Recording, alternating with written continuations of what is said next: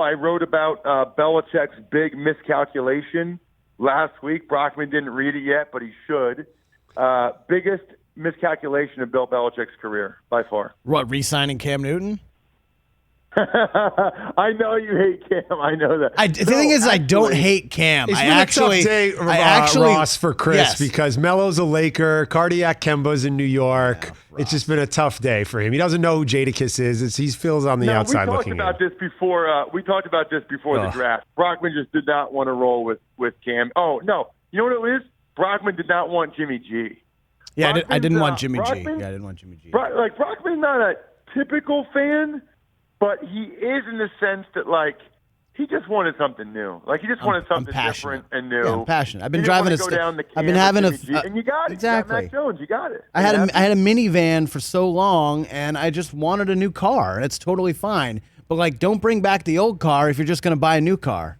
So why bring back Cam if you were just going to draft a quarterback in the first round, which everyone knew you were going to do anyway? I told you, Ross, the guy loves to compete. Because the answer is they didn't know. I mean, what if Mac Jones went 3 to the Niners? They didn't know who'd be available there.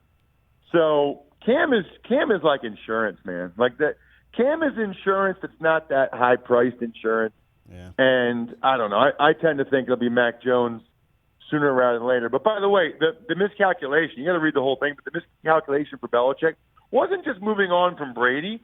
I really think, guys, and Brockman in particular, I really think he did not place enough value on the mental psyche of having Brady on your team. From two standpoints. Number one, I play with a bunch of quarterbacks, right? When you're late in the game and Brady's on your team, you know you're going to win the game.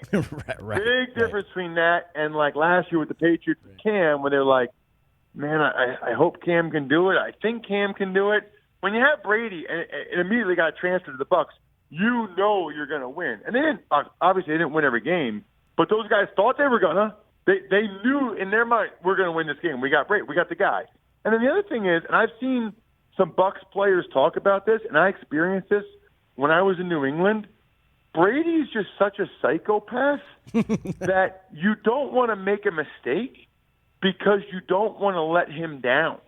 In other words, I think Belichick thought, we've established a culture here over 20 years. It's the Patriot way.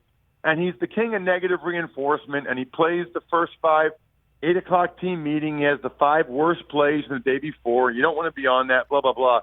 But that's not the same as not wanting to let down a guy you love and respect and is an awesome guy. You don't want to let – I mean, even in practice, Brady would look at me and be like, all right, Ross, you and me, great snap first. And I was 26, 27. I started 25 games, my 5th and 6th year in the league.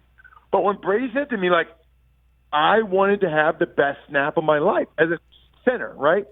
And that wasn't because of the Patriot way or because I thought Belichick would rip me. No, I didn't want to let down Tom.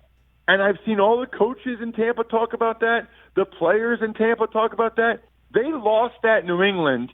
Tampa got that, and that, accountability, it's hard to put a value on that. And whatever value he put on it, he didn't give it nearly as much value as it deserves. Hey, you watched all the way to the end. Thanks for that. Watch more right here.